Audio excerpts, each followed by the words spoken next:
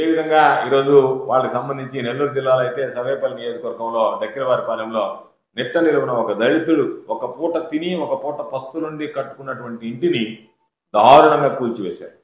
కూల్చివేసే అధికారం పంచాయతీకి లేకపోయినా పంచాయతీ సెక్రటరీకి గ్రామకంఠం భూములు ఎవరైతే అనుభవిస్తున్నారో వాళ్ళు చేసుకోవచ్చు అని చెప్పి ప్రభుత్వ ఉత్తర్వులు ఉన్నాయి, కోర్టు తీర్పులు ఉన్నాయి, రిజిస్ట్రేషన్లు జరుగుతున్నాయి.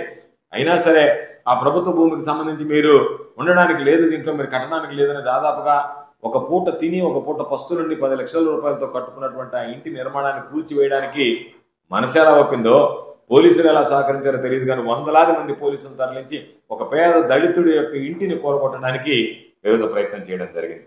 అదేవిధంగా ఎవడన్నా ప్రశ్నిస్తే గిరిజనులకు సంబంధించినటువంటి వాళ్ళ గొంతులు కోసేస్తున్నారు. అంటే చంపడానికి ఎంత దారుణంగా తెగిస్తున్నారంటే ఇళ్ల మీదకి వెళ్ళి ఇళ్లలో ఉన్నటువంటి వాళ్ళని భార్యాభర్తలను పట్టుకుని వాళ్ళు గిరిజనుల గొంతులు కోసేటువంటి పరిస్థితిని చూసాం. ఎంత అరాచకమైనటువంటి పాలన, ఎంత అవినీతిమయమైపోయింది అంటే ఈ ప్రభుత్వానికి ఉన్నది రెండే, మరలా మనం వస్తామో లేదో ఇది చివరి అవకాశం అనుకుంటున్నారు శాసనసభ్యులు.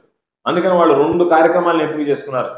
ఎవరైతే గతంలో వాళ్ళకి చేయలేదో, గతంలో ఎవరి మీద అయితే వాళ్ళ కోపం ఉందో వాళ్ళందరి మీద అరాచకంగా వాళ్ళని అన్యాయంగా వాళ్ళకి సంబంధించినటువంటి వాళ్ళని అణగదొక్కాలా, ఇబ్బందులు పెట్టాలా, ఆర్థికంగా ఇబ్బందులు పెట్టాలా, శారీరకంగా వాళ్ళని హింసించాలా, కొట్టాలా, దాడులు చేయాలా అనేటువంటిది. రెండోది ఇంకా మళ్ళీ మనకు దోచుకునే అవకాశం ఉంటుందో లేదా కాబట్టి దొరికిన కాడికి దోచుకుందాం అనేటువంటి ఆలోచన. ఎందుకు ఈ మాట చెప్తున్నాము అనంటే ఈరోజు భూములు చూస్తే ప్రభుత్వ భూములు, ప్రైవేటు భూములు, దేవాలయ భూములు. ఈరోజు కాకుటూరు దగ్గర ఉన్నటువంటి శివాలయం భూమి దోపిడీకి గురైంది. ఎప్పుడైనా ఈ జిల్లాలో ఎక్కడైనా ప్రభుత్వ ఆస్తులకు సంబంధించి ప్రైవేట్ ఆస్తులకు సంబంధించి పొదలకూరు మండలంలో ప్రైవేట్ వ్యక్తులకు సంబంధించినటువంటి తోటలో టేకు చెట్లు నరికేశారు. ఉదయగిరి నియోజకవర్గంలో అగ్రిగోల్డ్ భూములకు సంబంధించి యూకలిప్టస్ చెట్లుంటే వాటిని నరికి అమ్ముకున్నారు.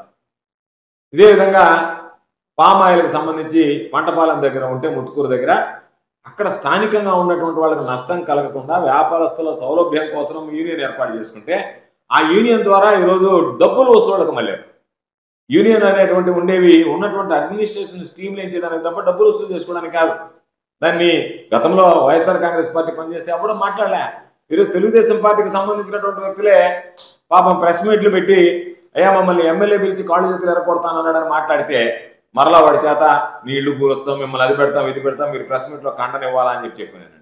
అదేవిధంగా ఈరోజు బూడిద ట్యాంకర్లు 300 రూపాయలు దారి దోపిడి లాగా రాములు ఇంతకుముందు అనేవాళ్ళం జాగ్రత్తగా ఉండాలి, ఈ దారిలో పోతే దారులు కొడతారు. ఈరోజు పాప ఏదైనా వ్యాపారవేత్త రావాలంటే సర్వేపల్లి నియోజకవర్గానికి జాగ్రత్తగా కొండ దారులు కొడతారు అన్నట్టుగా ట్యాంకర్ పోతే 300 రూపాయలు ఇవ్వాలని చెప్పి బూడిద బంకర్ల దగ్గర 300 రూపాయలు వసూలు చేయడం, పనులు రాకపోతే జనకోలాంటి వాటి మీద దాడులు చేయడం. అంటే ఎక్కడన్నా ఈరోజు మీరు ఏదో ఒక మాట అన్నాడు అని అన్నదానికి రాంబాబు మీద చేసేటువంటి వాళ్ళు ఇంత దారుణాలు, ఇంత ఘోరాలు, ఇంత నేరాలు, ఇంత అవినీతికి పాల్పడుతుంటే మీ దగ్గర తీసుకొస్తే పోలీసులు మొక్కుబడిగా కేసులు పెట్టడము, పోలీసులు నీరు కార్చడం కేసులు వాటిని పట్టించుకోకుండా పోవడం తప్ప ఎక్కడన్నా ఏదైనా సరే వీటి గురించి ఇతిమితంగా పట్టించుకుని చర్యలు తీసుకున్నటువంటి నేపథ్యం ఉందా?